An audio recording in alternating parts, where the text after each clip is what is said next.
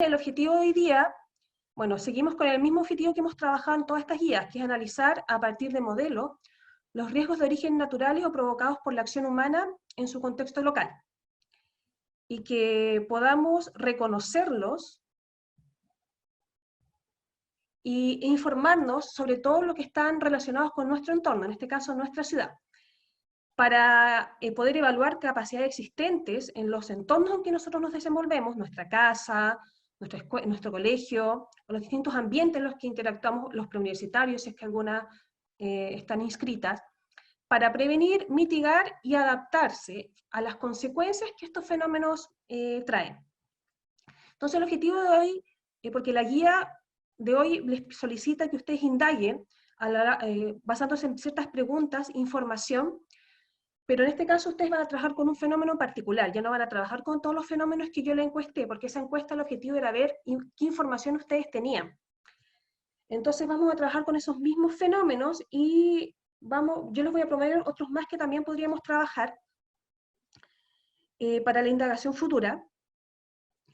Es que ustedes puedan conocer los mecanismos por los cuales uno puede prevenir, puede predecir estos fenómenos, sus consecuencias, y en función de eso, adoptar medidas que permitan resguardar a la población y minimizar los costos de todo tipo que estos fenómenos acarrean. Costos de salud, costos de vivienda, costos económicos, que generan todos estos riesgos socionaturales.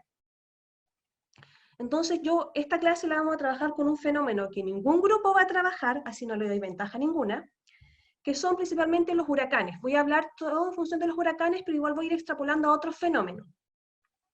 Porque nadie va a trabajar este fenómeno, entonces así no estoy ayudando a ningún grupo en particular con su trabajo. Los fenómenos, ¿cierto?, naturales, que son los riesgos socionaturales que hemos estado viendo en esta guía, ocurren con distintas periodicidades, pero siempre están ocurriendo en nuestros entornos. Pero muchas veces en estos entornos, estos fenómenos se transforman en desastres.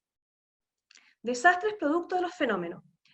Y el desastre natural, en general, no es consecuencia directa del fenómeno, sino que tiene más que ver con el resultado de malas gestiones que hacemos nosotros como población para prevenir y planificar medidas correctas en todos los ámbitos para hacer frente a estos fenómenos de naturaleza que sabemos que existen.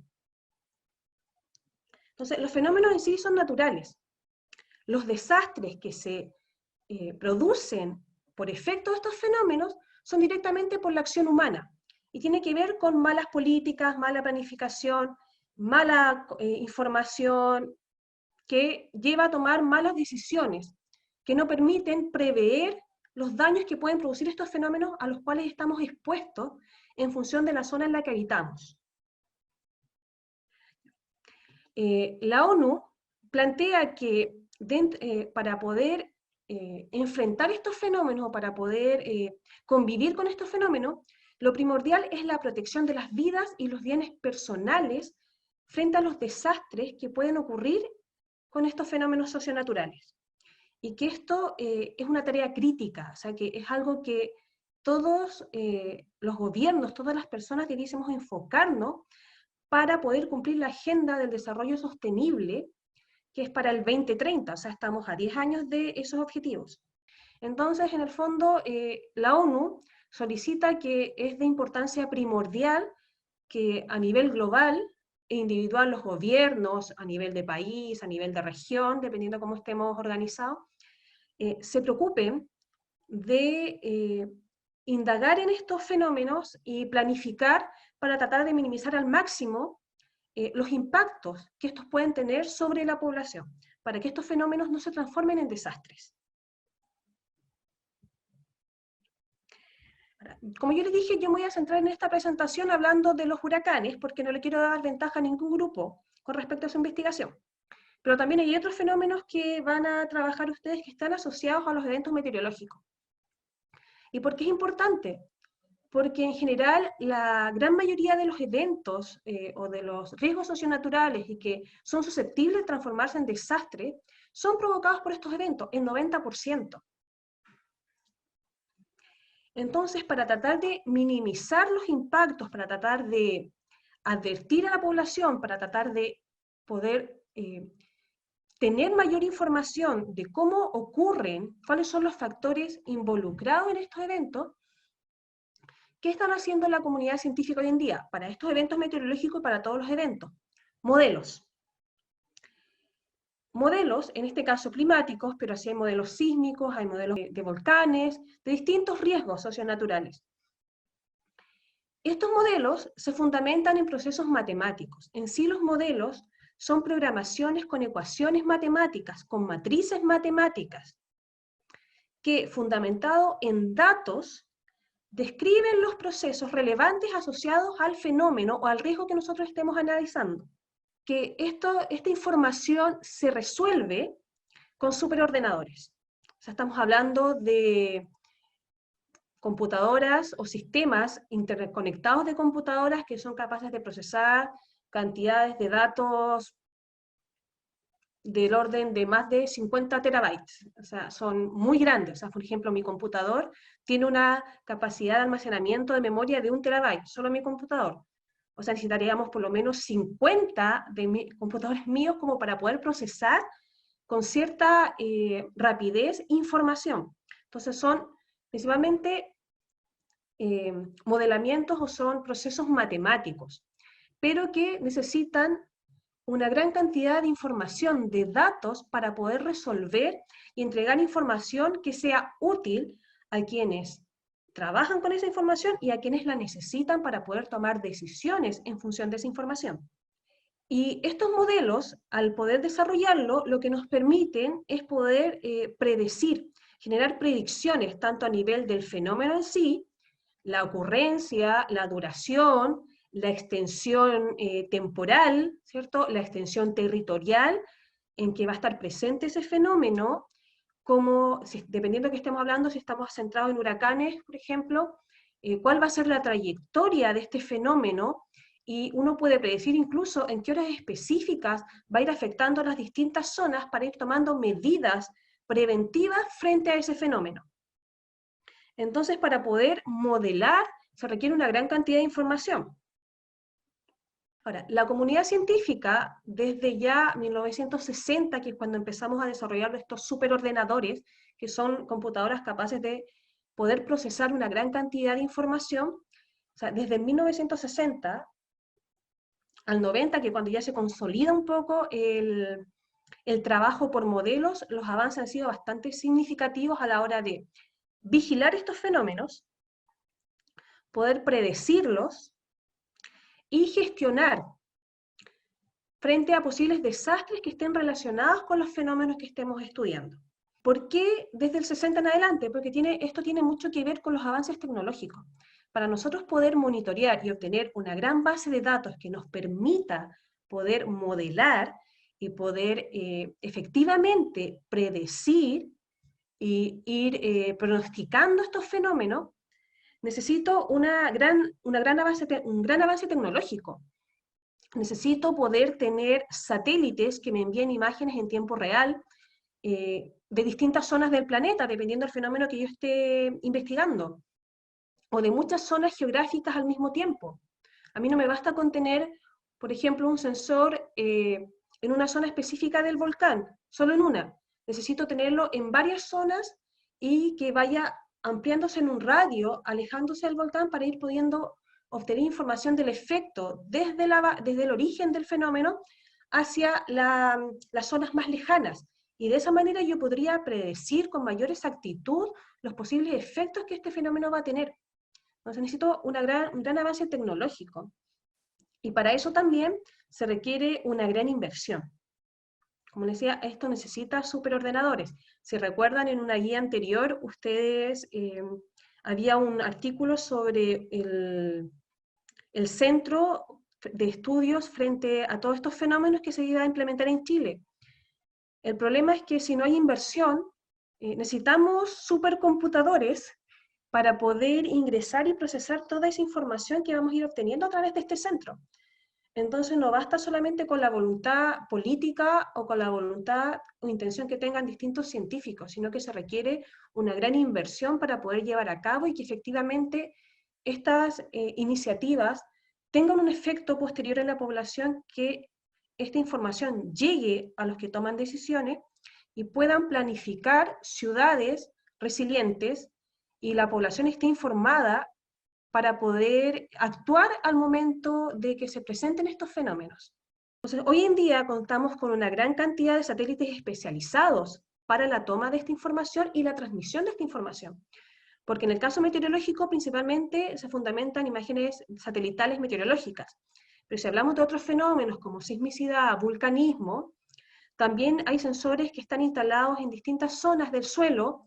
Si hablamos de tsunamis, hay boyas instaladas en distintas partes de los océanos que envían información a estos satélites que finalmente retransmiten a los centros donde se va a ir almacenando esta información y se va a ir procesando para compartirla.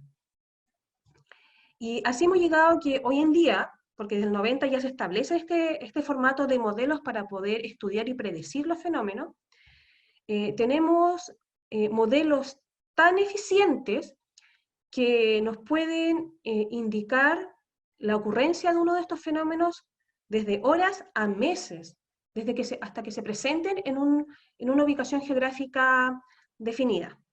Para esto es súper relevante una nueva tendencia que yo creo que ustedes han escuchado, que es el Big Data. Porque para poder tener modelos lo más eficientes posible, lo más realistas, o sea, que realmente represente de la manera más fidedigna lo que puede ocurrir frente a la ocurrencia de un fenómeno, necesita una gran cantidad de información. Y esa gran cantidad de información se está almacenando, pero también necesito capacidad de procesamiento y capacidad de gente que pueda procesar esta información y que pueda analizar esta información, le pueda dar un uso. Esto es el Big Data. El Big Data es una tendencia mundial hoy en día y que se está dando en todas las áreas, que no solamente uno lo bombardean con el Big Data, principalmente con motivos económicos, sociológicos, porque cada una de nosotras tenemos como nuestro pequeño Big Data. Solo por el hecho de tener redes sociales, nosotros cada segundo que utilizamos nuestros celulares, nuestros dispositivos electrónicos, estamos generando una red de datos importante que se utiliza para perfilarnos. Para el Big Data, cada persona individual es un producto. Nos perfilan y por eso es que a veces ustedes ni siquiera han buscado algo y les aparece una propaganda muy específica en su Instagram o en sus redes sociales, porque el mundo digital ya tiene un perfil de ustedes y les ofrece cosas en función de ese perfil. Podemos ver esta tendencia, les voy a mostrar, porque hoy en día es una necesidad. Y por ejemplo, no sé si conocen esta página, esta es Coursera, que son cursos online que ofrecen muy buenas universidades. Aquí está la Universidad de San Diego, California, San Diego. Y aquí yo busqué los cursos relacionados con Big Data para distintas orientaciones. Si nosotros buscamos la cantidad de cursos relacionados con Big Data para distintas áreas, es impresionante. O sea, es como lo más que se está llevando ahora porque se necesita gente capacitada. Esta es otra plataforma edX, también es de curso online, de que puedan ser capaces de trabajar y de generar herramientas para el trabajo con esta gran cantidad de información que se produce a nivel mundial, en toda índole de proceso. Y tenemos, si se fijan, en distintos idiomas. Entonces, la tendencia mundial va al trabajo con grandes bases de datos. Pero para eso también necesitamos gente capacitada para esto. Por eso, por ejemplo, si a alguna le interesa o tiene como alguna inclinación por esta área, para esto se necesita gente muy capacitada en la parte de computación. Y esos son unos de los importantes gaps que se van a dar a nivel mundial y a nivel nacional. Gente que sea capaz de programar, que sea capaz de trabajar con un gran volumen de datos para poder procesar información, una gran cantidad de información en el menor tiempo posible. Entonces, aquí es una una ventana de oportunidad en cuanto a opciones futuras, y por eso también una de las habilidades que toda persona debiese tener para, para poder desenvolverse bien en el campo profesional, nociones básicas de programación, porque todo apunta al trabajo con grandes volúmenes de datos. Entonces, como estamos hablando de los ciclones, ¿cómo podemos visualizar que ha ido cambiando esto a través del tiempo?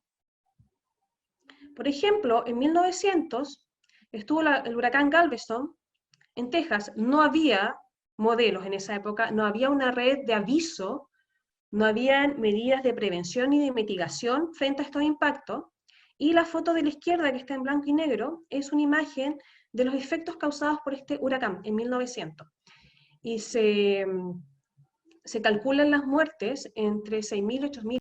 Si lo contrastamos con esta imagen del medio, esta es una imagen de Florida y los efectos del huracán Andrew, que fue en 1992, donde ya tenemos un mayor establecimiento de la prevención a partir de modelos. El aviso para medidas preventivas a la población, mediante modelos, se dio 24 horas antes. Y las pérdidas económicas se calculan en 26.500 millones de dólares de la época, que vienen siendo algo de 45 millones actuales de dólares. Y si lo comparamos con el que está más a la derecha, estos son los efectos del huracán Sandy. En el 2012, donde tenemos un mayor desarrollo y una mayor exactitud por la cantidad de datos que pueden trabajar los modelos, y aquí los avisos a la población para tomar medidas preventivas se dio con 5 días de antelación a que el huracán tocara tierra en Florida. Y aproximadamente las pérdidas económicas son del orden de 30 a 60 millones de dólares. Esto es un valor mucho más actualizado. Se dan cuenta, es más reciente, y si lo comparamos con un valor actual, igual sigue siendo más bajo el costo económico asociado al huracán Sandy que el huracán Andrew. Entonces, igual estos modelos sirven no solamente en la manera preventiva en torno a evacuar la población o que tomen medidas de resguardo, sino que también es muy útil para que se adopten políticas que vayan en el sentido de mitigar los impactos que estos fenómenos pueden producir en la población. ¿Y con qué me refiero a esto? O sea, si yo conozco con exactitud los posibles efectos, la periodicidad, yo puedo emitir regulaciones, por ejemplo, en cuanto a la construcción, para que estas construcciones no colapsen frente a estos fenómenos. Entonces no es algo que solamente afecta a la población y preventivamente para tomar medidas de evacuación o resguardo, sino para también adoptar políticas a nivel público, para generar infraestructura necesaria para tratar de reducir al máximo los impactos que pueden tener estos fenómenos en las distintas localidades. Entonces, los modelos también van apuntados a eso.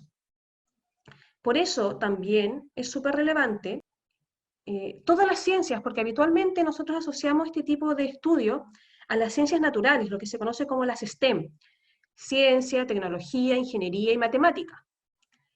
Pero en realidad para yo poder evaluar y para poder tomar medidas globales para que como conjunto, como población, podamos enfrentar estos fenómenos que tienen una alta capacidad de transformarse en desastres, es necesario la incorporación que se está haciendo ahora de manera cada vez más activa de otros agentes dentro de la sociedad, otras ciencias. Las ciencias sociales aquí son sumamente importantes. O sea, cómo yo puedo tener medidas de prevención si no tengo adecuadas medidas de información a la población, no tengo especialistas que estudien el nivel de cultura, de conocimiento que tiene la población frente a estos fenómenos, y en función de eso generar estrategias para informar y que la gente esté al tanto de qué es lo que tiene que hacer cuando se declara una alerta por alguno de estos fenómenos.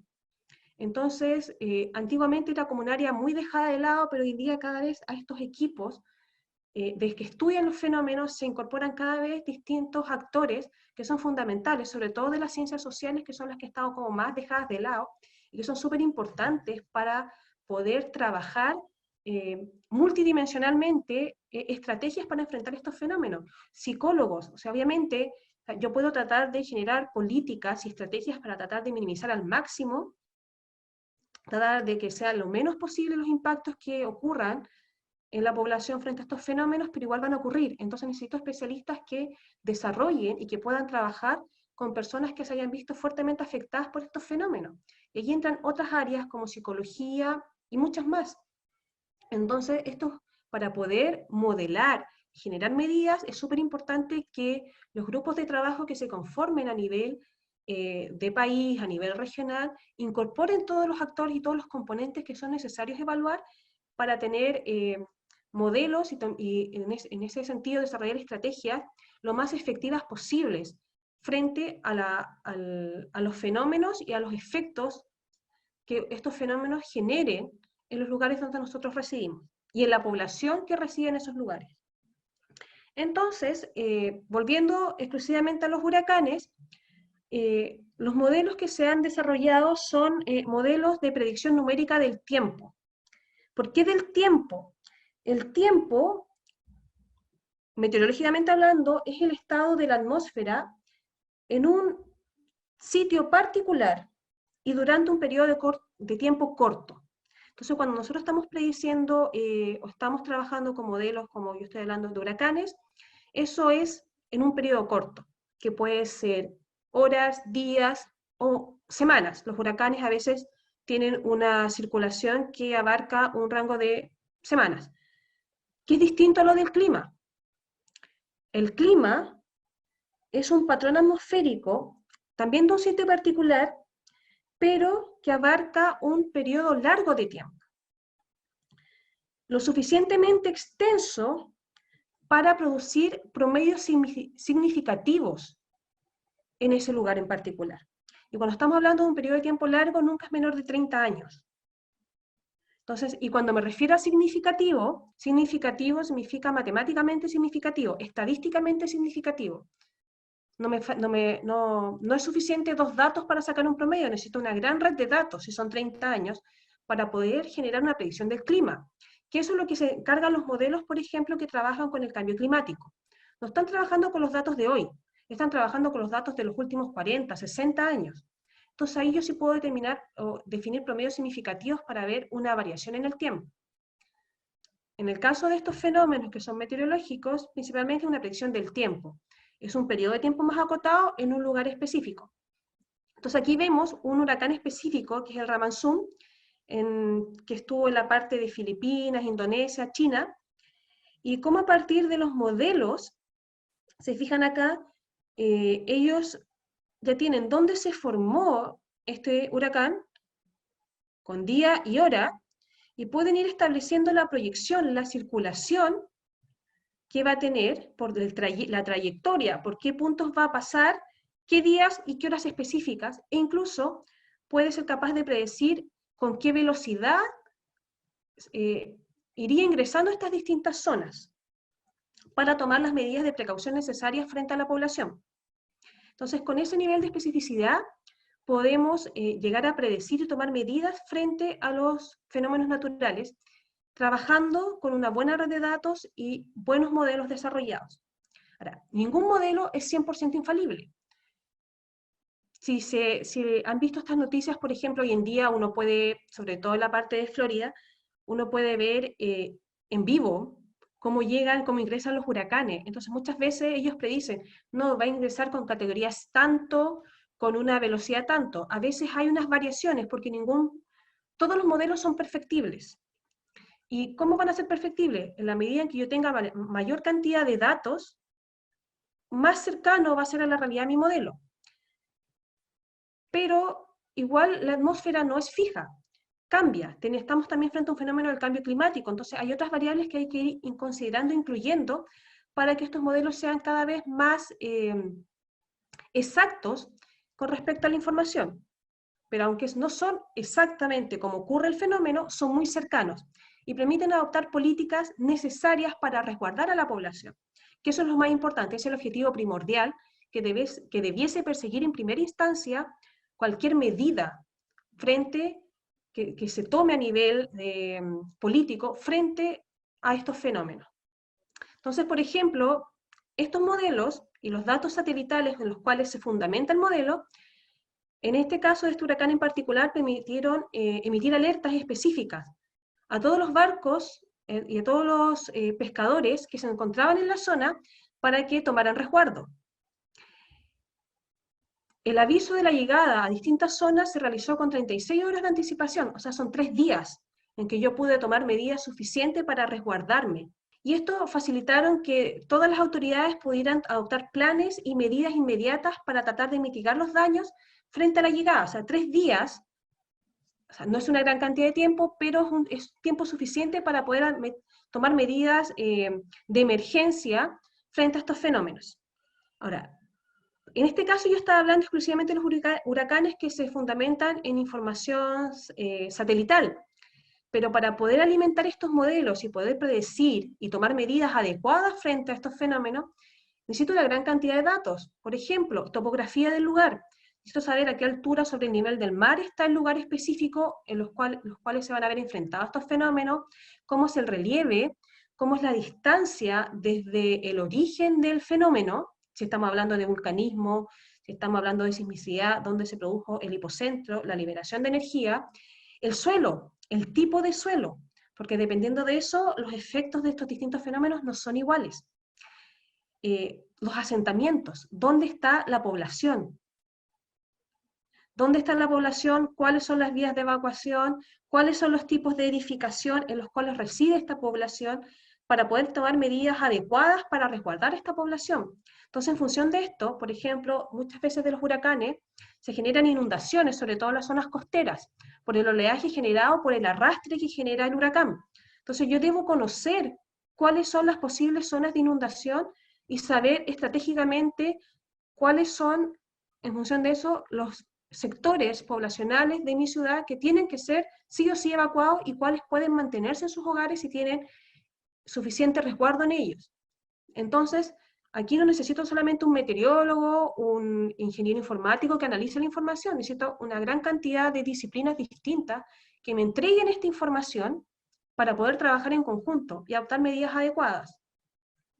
Entonces, por ejemplo, acá tenemos un mapa de las posibles inundaciones y además tiene marcado con colores, categorizar la población, dónde están las zonas más precarias y las menos precarias, también para que una vez finalizado la exposición al fenómeno, se priorice la entrega de ayuda o el catastro de posibles daños sobre estas poblaciones que son prioritarias. Entonces, esa información no me la entrega un meteorólogo, me la entrega un sociólogo. Sepa ver los distintos índices para poder categorizar la población o los sectores para ver dónde es más importante hacer llegar la ayuda en primer momento y después ir viendo el resto de la población. Entonces, los modelos se fundamentan en una red que independiente de quienes formen parte de ella, lo más importante es el banco de datos. Mientras mayor sea el banco de datos, mejor alimentado va a estar este modelo, por tanto me va a entregar mayor información, mejores herramientas para poder predecir y tomar decisiones en función de esas predicciones. Para poder gestionar efectivamente los posibles desastres relacionados con los fenómenos, o sea, ¿qué es de suma importancia? Vigilar, y yo vigilo a través de distintos monitoreos, necesito tener datos para poder predecir estas situaciones y la posible evolución que estos fenómenos van a tener en la localidad que a mí me preocupa. Predecir los impactos o las posibles situaciones de desastre. Y en función de eso, yo debo de poder, si tengo un modelo bien alimentado, debiese ser capaz de realizar proyecciones estimando pérdidas para tener suficientes herramientas para una vez cese el fenómeno, poder implementar medidas que vayan a paliar estas pérdidas. Emitir avisos oportunos a la población y a todos los estamentos relevantes frente a la toma de decisiones, elaborar planes estratégicos para prevenir y tratar de minimizar estos impactos, implantar planes y normativas en tiempo real.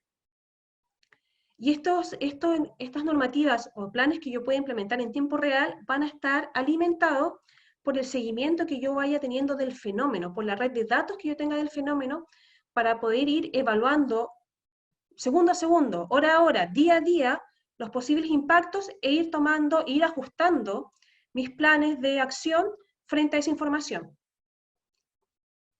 Y una vez que ha pasado el fenómeno, debiésemos ser capaces de verificar y evaluar las pérdidas reales para ver si se condicen con las estimadas por mi modelo, porque si no tienen ninguna relación las reales con las estimadas con el modelo, hay algo malo con el modelo.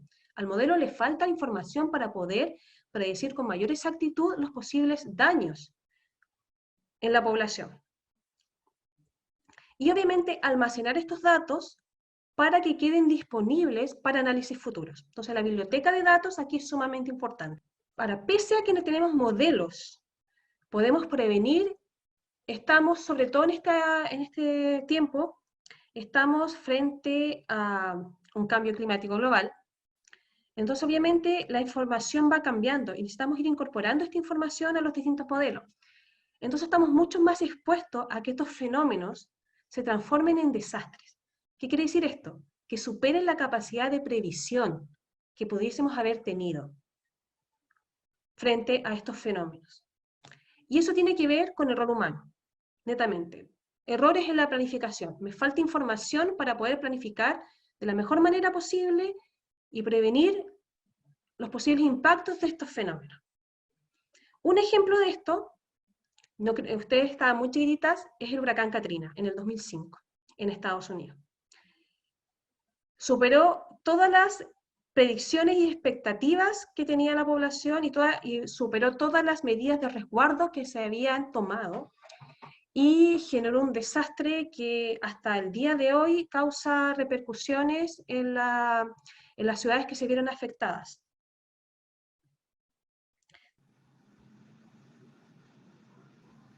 ¿Se escucha ahí? No. Y no sé por qué.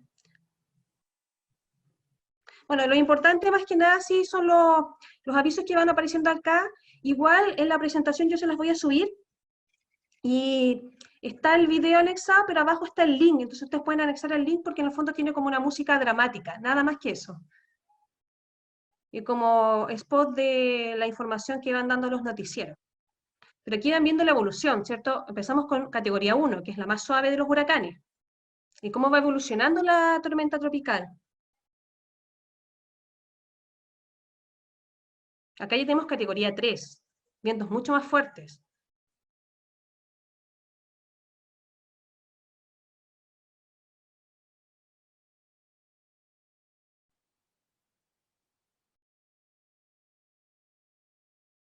Y se fijan acá ya en Luisiana, que es Nueva Orleans, categoría 4.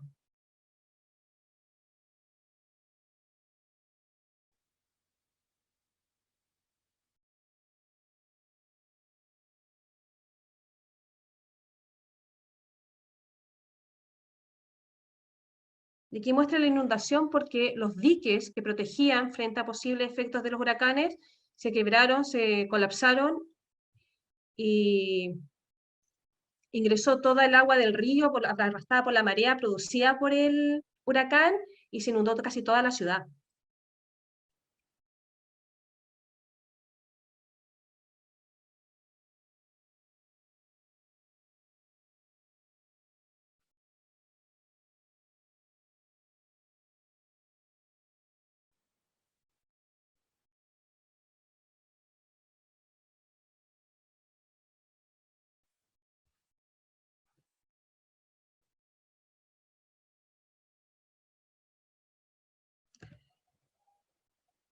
Entonces, Katrina es un claro ejemplo de cómo todas las medidas de previsión que se habían adoptado fallaron, porque en el fondo el fenómeno superó lo predicho por los modelos.